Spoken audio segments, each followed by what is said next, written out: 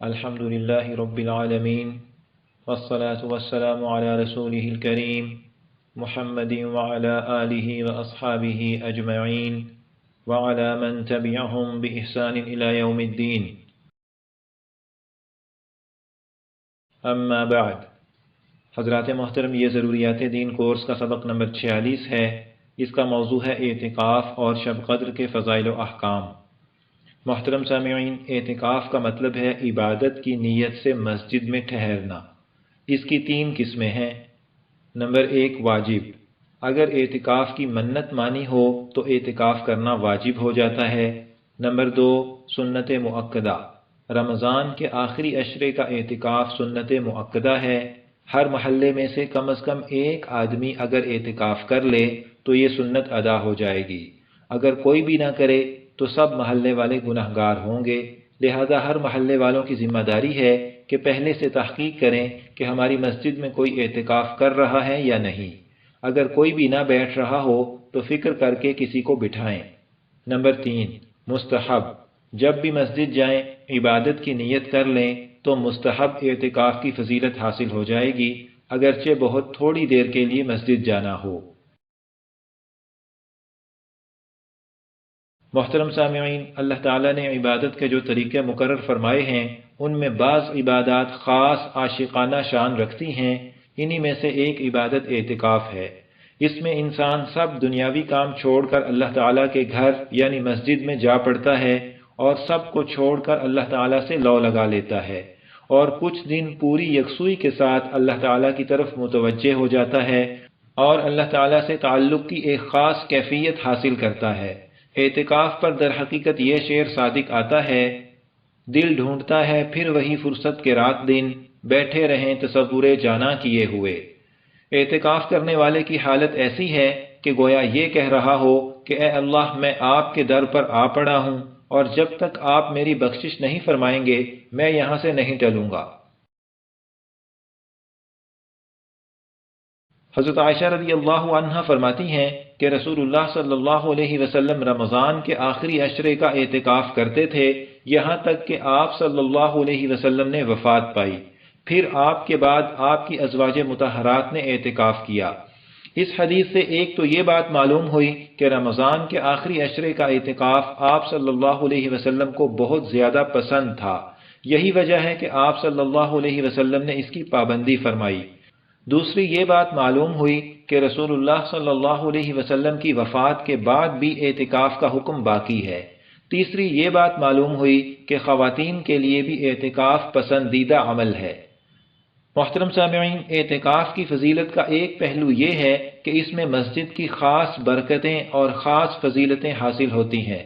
جیسے مثال کے طور پر، نمبر 1، مسجد اللہ تعالیٰ کی بارگاہ میں سب سے زیادہ اچھی اور سب سے زیادہ پسندیدہ جگہ ہے، تو جو شخص مسجد میں رہے گا اس کے بارے میں بھی امید ہے کہ اللہ تعالیٰ کی بارگاہ میں وہ پسندیدہ بن جائے گا۔ نمبر 2، شیطان سے حفاظت رہتی ہے۔ نمبر 3، آدمی اللہ تعالیٰ کی ضمانت میں آ جاتا ہے۔ نمبر 4، مسجد میں رہنے والے کو امن ملتا ہے اور وہ قیامت کے دن پل صراط سے آسانی سے گزار دیا جائے گا۔ نمبر 5، نماز اور ذکر کے لیے مسجد میں رہنے والے سے اللہ تعالیٰ ایسے ہی خوش ہوتے ہیں جیسے گھر سے دور گیا ہوا جب گھر لوٹتا ہے تو گھر والے اس سے خوش ہوتے ہیں۔ نمبر 6، اعتکاف کرنے والا مسجد آباد کرتا ہے اور مسجد آباد کرنے والوں کو قیامت کے دن اللہ کا پڑوسی کہہ کر بلایا جائے گا۔ نمبر 7، لیلۃ القدر ملنے کی زیادہ امید ہوتی ہے۔ حضرات محترم، اعتکاف کے ان فضائل میں سے ہر ایک فضیلت ایسی ہے کہ اسے حاصل کرنے کے لیے اعتکاف کرنا چاہیے۔ اب تو اتنے سارے فضائل کا پیکج مل رہا ہے، اب تو اعتکاف کا بہت اہتمام کرنا چاہیے۔ اللہ تعالی ہمیں توفیق دیں۔ اب اعتکاف کے کچھ ضروری احکام سمجھیے۔ نمبر 1، اعتکاف کرنے والے کے لیے ضروری ہے کہ مسلمان ہو، عاقل ہو، جنابت، حیض، نفاس سے پاک ہو، اعتکاف کی نیت کرے، جس جگہ بیٹھے وہ جگہ مسجد شرعی ہو۔ سنت اور واجب اعتکاف میں روزہ بھی ضروری ہے۔ مسنون اعتکاف کے لیے 20 رمضان کو سورج غروب ہونے سے پہلے مسجد میں پہنچ کر اعتکاف کی نیت کر لے۔ نمبر 2، مسجد سے مراد وہ حصہ ہے جو نماز پڑھنے کے لیے خاص ہو، جیسے ہال، برآمدہ اور صحن۔ اس حصے کی حدود مسجد کی انتظامیہ سے اچھی طرح معلوم کر کے ان کی پابندی کرنی چاہیے، بلکہ مسجد کی انتظامیہ کو از خود مسجد کی حدود کی واضح طور پر نشاندہی کر دینی چاہیے۔ نمبر 3، اعتکاف کے لیے سب سے افضل جگہ مسجد حرام ہے، اس کے بعد مسجد نبوی، اس کے بعد مسجد اقصی، پھر جامع مسجد، پھر جس مسجد کے نمازی زیادہ ہوں۔ لیکن اگر محلے کی مسجد میں اعتکاف کرنے والا کوئی اور نہ ہو تو اپنے محلے کی مسجد ہی میں اعتکاف کرے۔ نمبر 4، معتکف کے لیے پردے لٹکانا بہتر ہے تاکہ یکسوئی سے عبادت کر سکے۔ حالت اعتکاف میں توبہ، ذکر، درود شریف، تلاوت اور نوافل کی کثرت کرنی چاہیے۔ توبہ کرنے کا طریقہ ضروریات دین کورس کے سبق نمبر 7 میں تفصیل سے بیان ہو چکا ہے۔ نفل نمازوں میں سب سے افضل نماز تہجد کی ہے، اس کی پابندی کی جائے تو بہت بہتر ہے، اور اگر ذمے میں قضا نمازیں ہوں تو نوافل پڑھنے کے بجائے قضا نمازوں کی ادائیگی کرنی چاہیے۔ اس کے علاوہ دین کے احکام اور مسائل سیکھنے کا خاص اہتمام کرنا چاہیے۔ ضروری احکام اور مسائل معلوم کرنے کا ایک آسان طریقہ یہ ضروریات دین کورس کے اسباق سننا بھی ہے۔ اگر قرآن مجید صحیح طرح نہ پڑھ سکتا ہو تو اعتکاف میں اس کی درستگی کا بھی بہت اچھا موقع ہوتا ہے، اس سے فائدہ اٹھانا چاہیے۔ نمبر 5، معتکف کے لیے مسجد میں درج ذیل کام کرنا درست ہے۔ کھانا، پینا، سونا، بقدر ضرورت دنیا کی بات کرنا، کپڑے بدلنا، خوشبو لگانا، تیل لگانا، بقدر ضرورت چہل قدمی کرنا، بال ناخن کاٹنا بھی درست ہے، لیکن کٹے ہوئے بال اور ناخن مسجد میں نہ گرنے دے۔ کچا پیاز اور لہسن کھانا درست نہیں۔ ہوا خارج کرنے کے لیے معتکف کو مسجد سے باہر نہیں جانا چاہیے، لیکن معتکف مسجد کی صفائی کا خاص اہتمام کرے، کھانا وغیرہ کوئی چیز مسجد میں نہ گرنے دے اور کسی کو تکلیف نہ پہنچائے۔ اونچی آواز سے باتیں کرنا، گپ شپ میں مصروف ہونا اور موبائل کا بے جا استعمال کرنا، یہ سب چیزیں اعتکاف کی برکت اور فائدہ ختم کر دیتی ہیں۔ نمبر 6، بلا ضرورت مسجد سے باہر نکلنے سے واجب اور سنت اعتکاف ٹوٹ جاتا ہے، خواہ بھول کر نکلے یا جان بوجھ کر نکلے، ذرا سی دیر نکلے یا زیادہ دیر نکلے۔ اور باہر نکلنے کا مطلب یہ ہے کہ دونوں پاؤں مسجد کی حدود سے باہر نکل جائیں۔ ایسے ہی روزہ ٹوٹنے یا توڑ دینے سے بھی اعتکاف ٹوٹ جاتا ہے۔ ضرورت میں کون سی چیزیں داخل ہیں، ان کی کچھ تفصیل آگے نمبر 7 میں آتی ہے۔ نمبر 7، پیشاب پخانے کے لیے مسجد سے نکلنا ضرورت میں داخل ہے۔ واش روم جانے کے لیے مسجد سے باہر نکلا تو واش روم خالی ہونے کا انتظار مسجد سے باہر کھڑے ہو کر کرنا درست ہے۔ اگر مسجد کے اندر رہ کر وضو کی کوئی ایسی جگہ ہو کہ پانی مسجد سے باہر گرے تو وضو کے لیے مسجد سے باہر جانا جائز نہیں، اور اگر ایسی جگہ نہ ہو تو باہر جانا درست ہے۔ ایسی صورت میں نفل عبادات کے لیے وضو کرنے کے لیے بھی مسجد سے باہر جانا درست ہے، لیکن احتیاط اس میں ہے کہ نفل عبادات کے لیے وضو کرنے مسجد سے باہر نہ جائے۔ جن صورتوں میں معتکف کے لیے وضو کی غرض سے باہر نکلنا جائز ہے، ان میں وضو کے ساتھ یعنی وضو کے دوران مسواک یا ٹوتھ پیسٹ کرنا، صابن لگانا، تولیے سے اعضاء خشک کرنا بھی جائز ہے، لیکن وضو کے بعد ایک لمحے کے لیے بھی باہر رکنا جائز نہیں، اور آتے جاتے ہوئے راستے میں رکنا بھی جائز نہیں، ورنہ اعتکاف ٹوٹ جائے گا۔ وضو گاہ پر رش ہو تو وہاں کھڑے ہو کر انتظار کرنا درست ہے۔ ایسے ہی وضو کے لیے نکلا ہو تو راستے میں چلتے چلتے سلام کرنا یا بات چیت کرنا جائز ہے۔ معتکف جمعے کے غسل کے لیے مسجد سے باہر نہیں جا سکتا۔ ایسے ہی ٹھنڈک حاصل کرنے اور صفائی حاصل کرنے کے لیے بھی غسل کرنے نہیں جا سکتا۔ اگر غسل واجب ہو جائے تو جلدی جا کر غسل کرنا چاہیے۔ نمبر 8، سنت اعتکاف ٹوٹ جائے یا توڑ ڈالے تو اس کی قضا کرنا لازم ہے۔ اگر صبح صادق سے لے کر غروب آفتاب کے درمیان اعتکاف ٹوٹے تو ایک دن کا اعتکاف کرنا لازم ہے روزہ رکھ کر، اور اگر غروب آفتاب سے لے کر صبح صادق کے درمیان کسی وقت اعتکاف ٹوٹے تو ایک رات اور اس سے اگلے دن کا اعتکاف کرنا لازم ہے روزے کے ساتھ۔ پورے 10 دن رات کی قضا لازم نہیں، اور خاص اسی مسجد میں اعتکاف کی قضا کرنا لازم نہیں، بلکہ کسی بھی مسجد میں کر لے۔ اگر رمضان کا کوئی دن باقی ہو تو اس میں ہی قضا کی نیت کر لینی چاہیے۔ نفلی اعتکاف ٹوٹتا نہیں بلکہ ختم ہوتا ہے، لہٰذا اس کی قضا نہیں ہوتی۔ واجب اعتکاف اگر ٹوٹ گیا تو اسے دوبارہ پورا کرنا پڑے گا۔ نمبر 9، خواتین کے مسجد میں اعتکاف کرنے کو رسول اللہ صلی اللہ علیہ وسلم نے پسند نہیں فرمایا۔ چنانچہ حضرت عائشہ رضی اللہ عنہا فرماتی ہیں کہ نبی اکرم صلی اللہ علیہ وسلم ہر رمضان میں اعتکاف کرتے تھے۔ ایک دفعہ حضرت عائشہ رضی اللہ عنہا نے مسجد میں اعتکاف کی اجازت چاہی تو آپ صلی اللہ علیہ وسلم نے اجازت دے دی اور ایک حجرہ بنا لیا۔ حضرت حفصہ رضی اللہ عنہا نے سنا تو انہوں نے بھی ایک حجرہ بنا لیا۔ حضرت زینب رضی اللہ عنہا نے سنا تو انہوں نے بھی ایک حجرہ بنا لیا۔ رسول اللہ صلی اللہ علیہ وسلم نے جب 4 حجرے دیکھے تو پوچھا یہ کیا ہے؟ واقعہ عرض کیا گیا تو آپ نے فرمایا یہ کیوں ایسے کر رہی ہیں؟ نیکی کے لیے حجرے اکھیڑ دو تاکہ مجھے نظر نہ آئیں۔ اس حدیث سے واضح ہوا کہ خواتین کے لیے مسجد میں اعتکاف پسندیدہ نہیں، لہذا خواتین کو اپنے گھر پر اعتکاف کرنا چاہیے۔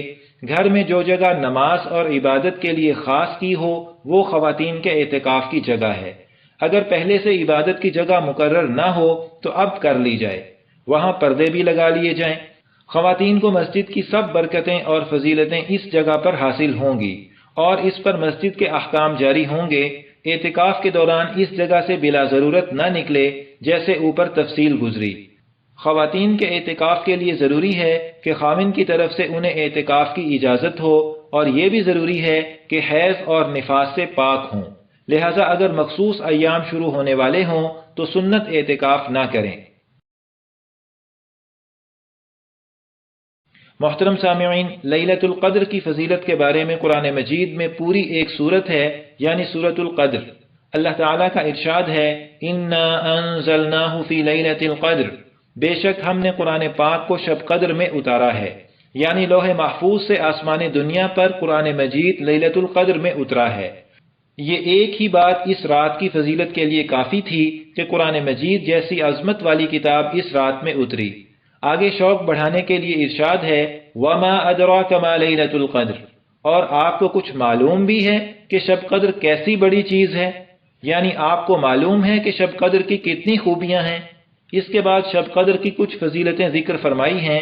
لیلۃ القدر خیر من الف شہر، کہ شب قدر 1000 مہینوں سے بہتر ہے، یعنی اس ایک رات میں عبادت کا ثواب 1000 مہینے کی عبادت سے زیادہ ہے، اور کتنا زیادہ ہے یہ اللہ تعالیٰ ہی کو معلوم ہے۔ تنزل الملائکۃ والروح فیہا بإذن ربہم من کل امر، اس میں فرشتے اور روح اپنے رب کی اجازت سے ہر کام کے لیے اترتے ہیں۔